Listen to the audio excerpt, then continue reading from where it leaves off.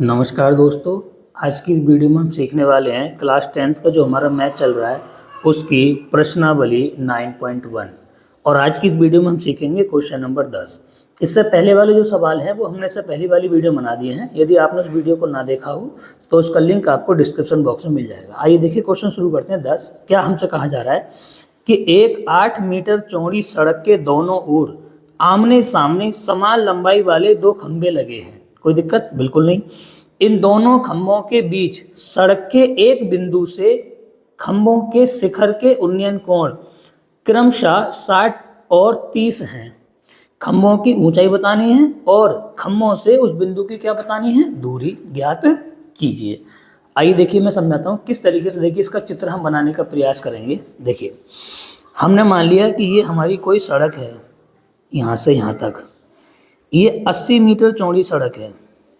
कितने मीटर चौड़ी? 80 मीटर। सवाल ध्यान से देखते रहना। दो खंबे खड़े हुए हैं, एक इस तरफ और एक इस तरफ, और ये जो दोनों खंबे हैं उनकी ऊंचाई बिल्कुल समान है। यानी इसकी भी ऊंचाई h मीटर और इसकी भी ऊंचाई h मीटर। अब खंभों के बीच में कहीं भी एक बिंदु मौजूद है। मान के चलिए मेरा बिंदु यहाँ मौजूद है, तो ये जो बिंदु है इस बिंदु से दोनों खंभों के शिखर के क्या नापे गए हैं, उन्नयन कोण यहाँ पे। तो एक का तो बैठा है कितना, 60 अंश, और एक का बैठा है 30 अंश। तो हमसे पूछी गई है इन दोनों खंभों के बीच की जो दूरी है बिंदु से वो, और दोनों खंभों की ऊंचाई। तो मान लीजिए इस पहले वाले से दूरी है x मीटर, इतनी यहाँ से लेके यहाँ तक इस बिंदु के पहले खंभे से दूरी। अगर आप चालाक हैं तो मुझे बताओ इधर कितना बचेगा। इधर बचेगा 80 माइनस एक्स। कैसे बचेगा भाई 80 माइनस एक्स? ध्यान सुनना, जब ये पूरा यहाँ से यहाँ तक 80 है, इतना अगर एक्स है तो इधर कितना बचेगा, 80 माइनस एक्स। कोई दिक्कत? अब देखिए मैं यहाँ से इनके नाम लिखने शुरू करूँगा। यहाँ लिख दीजिए, मान ली ए, यहाँ बी, यहाँ सी, यहाँ डी और यहाँ ई। कोई दिक्कत? नाम में कोई प्रॉब्लम नहीं है। अब देखिए किस तरीके से यहाँ से भाषा बनानी शुरू करेंगे। अब ध्यान से देखना भाषा। तो लिखेंगे सबसे पहले कि माना ई बी एक सड़क है। ई से लेकर बी तक क्या है, सड़क है, जिसकी चौड़ाई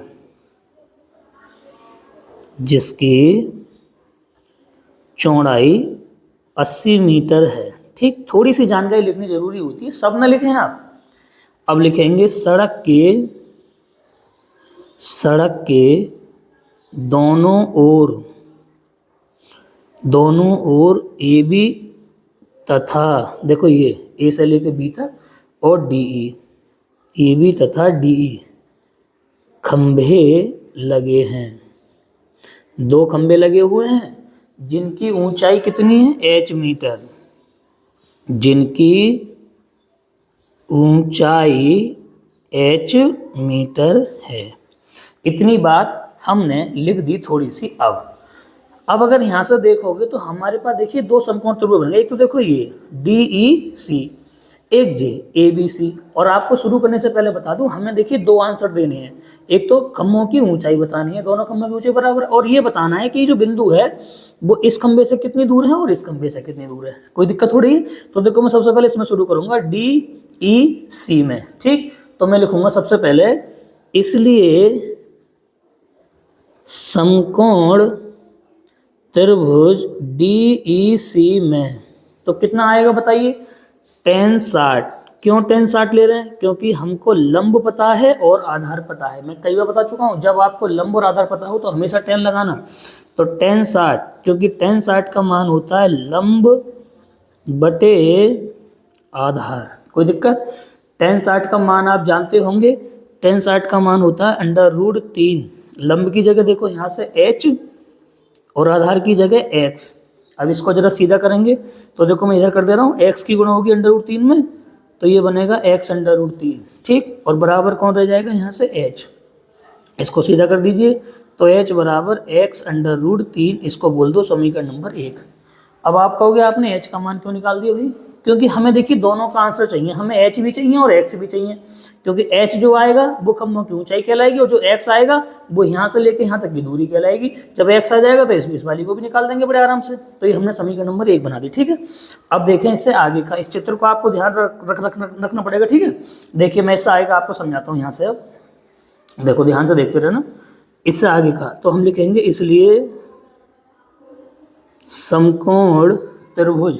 अब देखिए कौन से में लगाएंगे, इसमें मैं आपको देखो दिखा दूं आराम से, ए बी सी में। ठीक, तो मैं लिखूंगा इसलिए समकोण त्रिभुज ए बी सी में।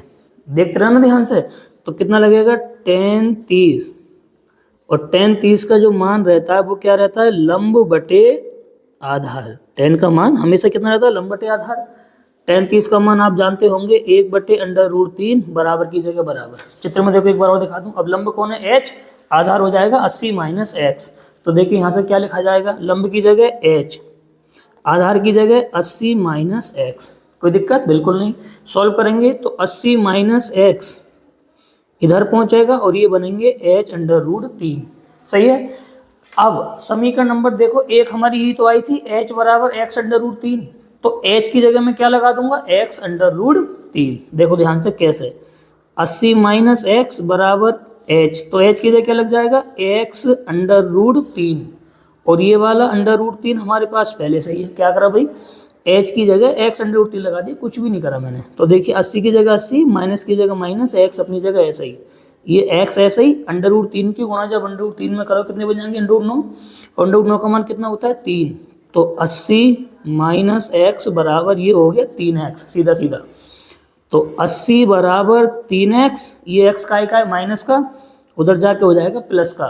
तो अगर आप ध्यान से देखोगे तो ये बनेगा 80 बराबर 4x, तो सीधा करेंगे तो 4x बराबर 80, तो यहाँ से जो x का मान बचेगा 80/4, और 4 से काटेंगे तो 4 दूनी 8, तो x का मान आ जाएगा 20 मीटर। अब ये एक आंसर तो प्राप्त हो गया। 20 मीटर का मतलब देखो क्या हुआ, मैं आपको यहाँ समझाऊँ। x का मान 20 आ गया, इसका मतलब जो पहला खंभा है उसकी दूरी कितनी है, 20 मीटर है बिंदु से, और जो दूसरा खंभा उसकी दूरी कितनी है, 80 माइनस एक्स, एक्स में लगाओगे 20 तो 60 बच जाएगी। दिक्कत बिल्कुल नहीं। तो पहले खंभे की दूरी हो जाएगी 20 और दूसरे खंभे की दूरी हो जाएगी 60। अब हमारा क्या आंसर हो रह गया, एच का मान और रह गया निकालना, क्योंकि भाई हमें खंभे की ऊंचाई भी तो देनी है निकाल के। तो देखिए कैसे करेंगे। अब समीकरण देखो एक ही तो थी हमारी, एच बराबर x√3। तो देखो मैं यहाँ से एक लाइन लिखूंगा, बहुत सिंपल सी लाइन लिखूंगा यहाँ से कि x का मान समीकरण नंबर 1 में रखने पर, समीकरण 1 देखो तुम्हारे सामने ये रही, h बराबर x√3 है, तो लिख दो h बराबर x√3, वो सॉरी उल्टा कर दिया मैंने, h बराबर x√3 है ना, तो ये है h बराबर x√3। ठीक, तो h की जगह h, बराबर की जगह बराबर, और देखिए x का मान हमने कितना निकाला है, ये निकाला है आपके सामने 20, तो मैं x की जगह क्या लगा दे रहा हूँ यहाँ से 20, तो ये हो जाएगा 20√3, और ये आ गई दोनों खंभों की ऊंचाई। ठीक, अब देखिए यहाँ से फाइनल आंसर हम लिखेंगे कैसे। अब हम लिखेंगे यहाँ से, अतः खंभों की ऊंचाई कितनी है, 20√3 मीटर है। ये तो हो गया आपका एक आंसर। अब जो खंबे हैं उसकी दूरी भी तो बतानी है, तो लिखेंगे इसलिए, अब यहां से लिखेंगे पहले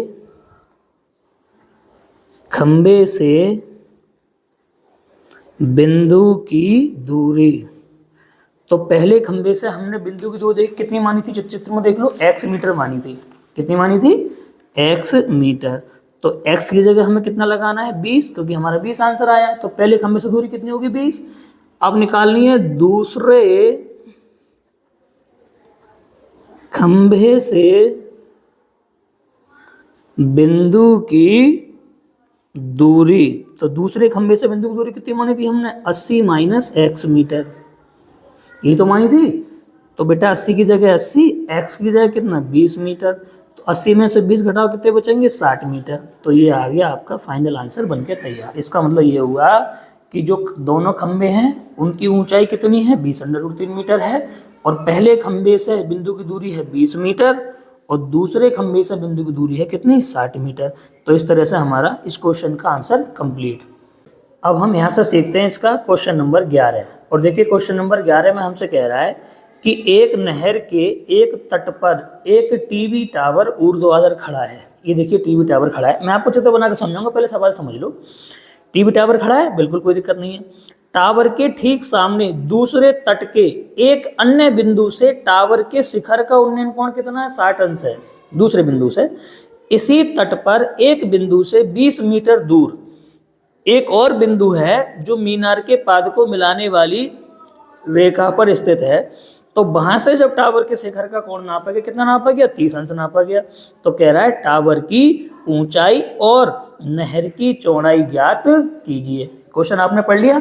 अब देखिए मैं इसका सिखाता हूं आपको आंसर कैसे हम करेंगे, ठीक है। देखिए ध्यान से देखना, चित्र आपको बना के समझाता हूं। मान लीजिए ये हमारा खड़ा है टावर, टीवी टावर ये खड़ा है, ठीक, कोई दिक्कत नहीं। ये मान के चलिए यहाँ नहर चल रही है, यहाँ से लेके यहाँ तक।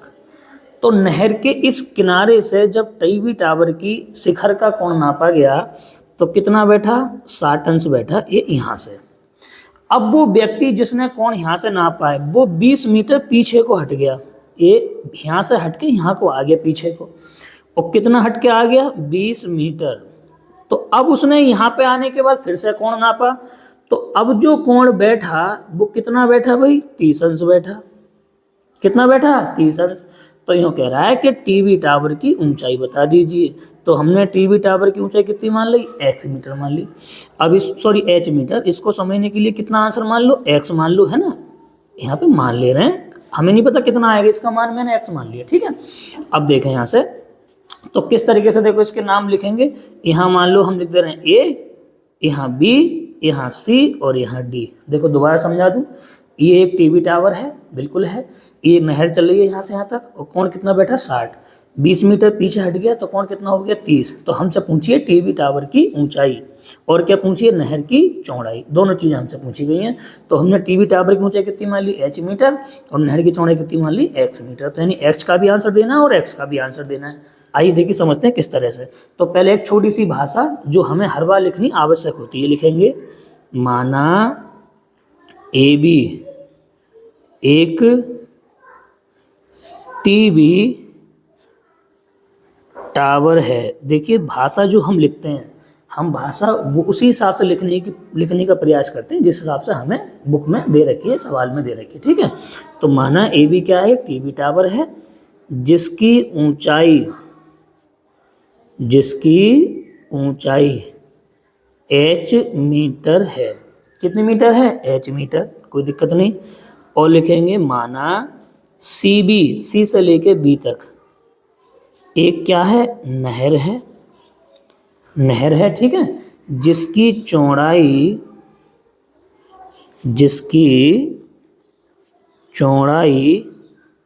x मीटर है। कितने मीटर है, x मीटर। अब देखिए ध्यान से, इसमें कहाँ कहाँ देखो समकोण त्रिभुज बनना है। एक तो देखो समकोण त्रिभुज ये बनना है ABC, और एक ये बन रहा है AB और D। तो सबसे पहले हम लेंगे ABC में, तो लिखेंगे इसलिए समकोण त्रिभुज ABC में, और कितना लिया जाएगा, 10। क्यों 10, क्योंकि हमें लंब पता है और आधार पता है। तो हम लिखेंगे यहाँ से 10 60 बराबर लंब बटे आधार। कोई दिक्कत, लंब और आधार जब पता हो तो हमेशा 10 लेना होता है। 10 60 का मान आपका क्या होना चाहिए, √3। अब चित्र में देखो लंब की जगह कौन है, h, आधार की जगह x। कोई दिक्कत, बिल्कुल नहीं। तो यहाँ से अब तुम इसे सॉल्व करना शुरू करोगे तो ये हो जाएगा x √3 बराबर h। जब इसको हम सीधा कर देंगे तो ये बनेगा h बराबर x √3, और इसको हम कह देंगे समीकरण नंबर 1। क्यों समीकरण 1, क्योंकि हमें h का भी आंसर चाहिए और x का भी। h का जो मान आएगा वो टावर की ऊंचाई हो जाएगी, और जो x का मान आएगा वो नहर की क्या हो जाएगी, चौड़ाई। अब इसमें लगा दिया। अब चित्र देखो, अब देखो मैं इसमें लगाऊंगा AB D में, तो इसमें लगाएंगे तो क्या होगा, 10 30 बराबर लंब और ये आधार पूरा यहाँ से यहाँ तक बनेगा। कैसे देखिए, आइए मैं समझाने का यहाँ से प्रयास करता हूँ, ध्यानपूर्वक देखना। तो अब लिखेंगे इसलिए समकोण त्रिभुज ए बी डी में, और कितना, tan 30, और फिर से tan का सूत्र क्या होता है, लंब बटे आधार। तभी तो हम tan लगा रहे हैं, जब आपको लंब पता हो और आधार पता हो तो हमेशा क्या लगाते हैं, tan 30 का मान आपको याद होना चाहिए 1/√3।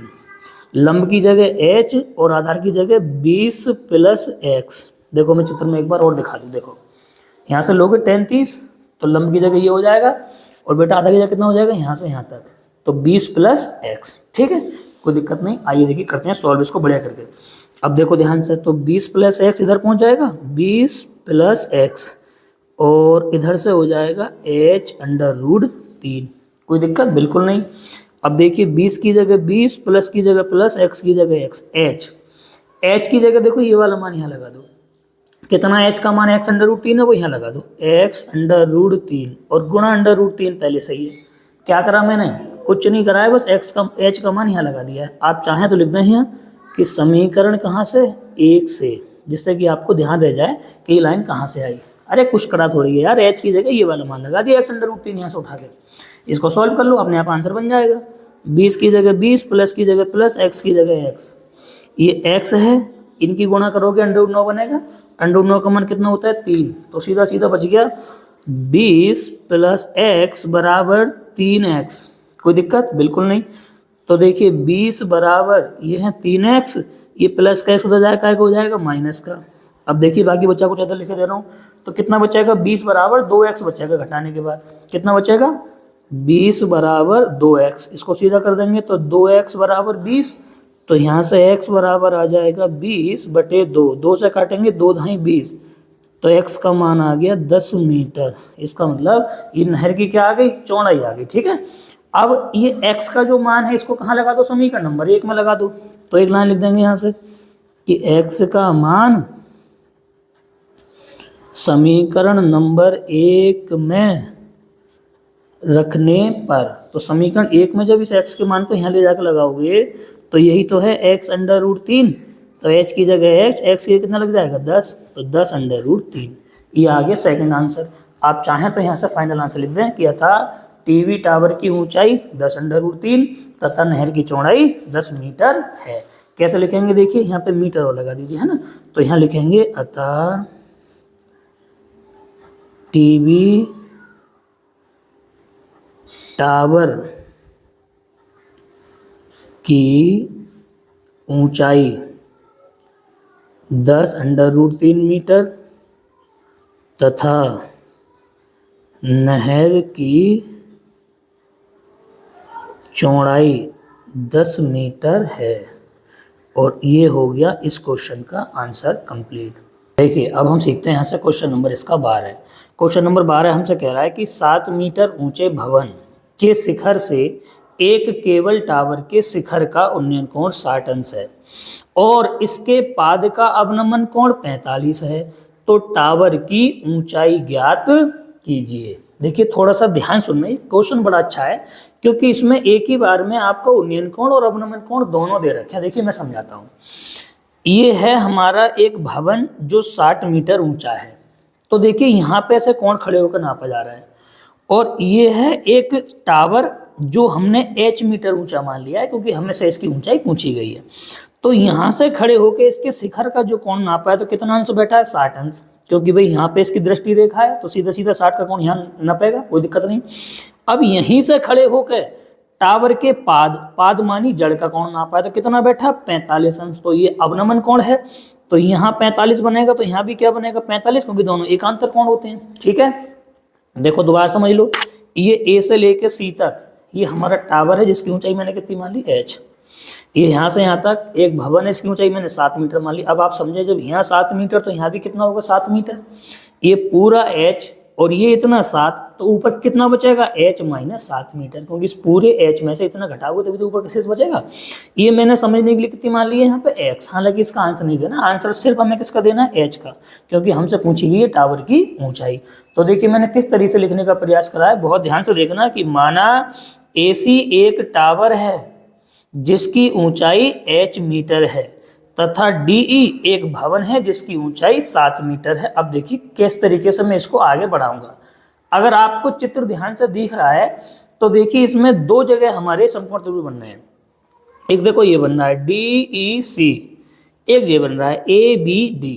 तो हम लेंगे सबसे पहले DEC में, तो मैं लिखूंगा इसलिए समकोण त्रिभुज DEC में क्या लेंगे बताओ, tan। क्यों tan? क्योंकि हमें लंब पता है और आधार पता है। ये मैं बार बार आपको बता रहा हूं कि जब लंब पता हो और आधार पता हो तो tan, और जब आपको लंब और कर्ण पता हो तो sin, आधार और कर्ण पता हो तो cos। ठीक है, ध्यान रखना होता है।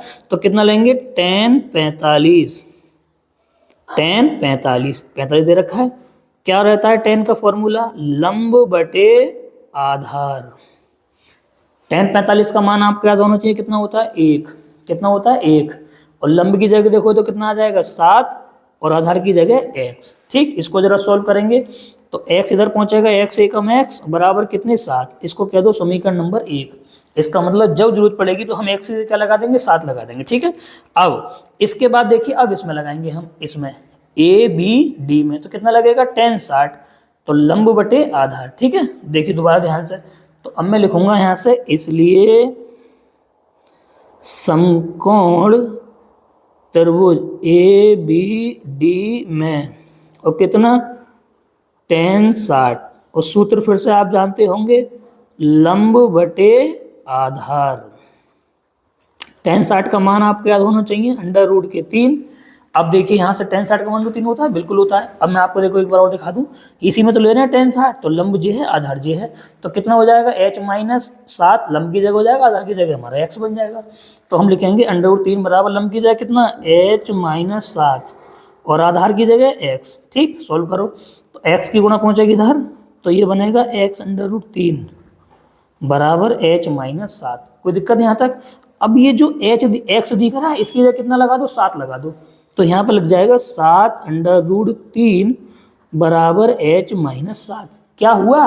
अरे कुछ नहीं हुआ बेटा, x की जगह 7 लगा दिया समीकरण नंबर 1 में से। आप चाहें तो यहाँ लिख दो ब्रैकेट में कि समीकरण नंबर 1 से, जिससे कि आपको ध्यान रहे कि ये लाइन हमारी कहाँ से आई है। ठीक है, अब देखें इसके बाद हम क्या करने वाले हैं यहाँ से। चलो एक लाइन और लिख दो यहाँ पे, ध्यान से देखियो, 7 √3, कोई दिक्कत, ये 7 माइनस का इधर को ले आओ तो काय हो जाएगा प्लस का, उधर बचेगा बराबर h, ना बचेगा, बिल्कुल बचेगा। इसको सीधा कर दीजिए, तो देखो कैसे सीधा करूंगा, h बराबर 7 √3 और प्लस के साथ यहाँ से 7 ले लो कॉमन, तो कितना बचेगा √3 प्लस का 1, और यही हो जाएगा आपका आंसर। ठीक, तो कैसे लिखेंगे फाइनल आंसर कि अतः टावर की ऊंचाई कितनी हो जाएगी, 7 ब्रैकेट √3 प्लस 1 मीटर है, और यही है आपका इस क्वेश्चन का आंसर। अब देखिए फिलहाल हम इस वीडियो में इतने रहने देते हैं, क्योंकि वीडियो फिर ज़्यादा लंबी हो जाती है ना, समझने में बच्चों को दिक्कत होती है। बाकी इसके आगे के जो क्वेश्चन रह गए वो मैं अगली वाली वीडियो में बनाऊंगा। एक रिक्वेस्ट जो हम आपसे हर बार करते हैं, इस वीडियो को कक्षा 10th में पढ़ने वाले बच्चों तक अवश्य शेयर कर दिया करें, है ना। यदि चैनल पर नए हैं, सब्सक्राइब नहीं करा है तो प्लीज़ सब्सक्राइब कर लो, लाइक वगैरह कुछ कर दिया करो, थोड़ी हमारी इससे हेल्प हो जाती है। ठीक है, बाकी यदि हमारी मेहनत अच्छी लगती है तो चैनल पर बने रहिए, देखते रहिए। मैं और भी चीज़ें करा रहा हूँ, मैंने बहुत सारी प्लेलिस्ट भी बना रखी हैं, आपके लिए कुछ क्वेश्चन भी डाल रखे हैं कम्युनिटी वाले जो बहुविकल्प में पूछे जाते हैं। ठीक है, बाकी मिलते हैं किसी अगली वीडियो में, तब तक के लिए नमस्कार।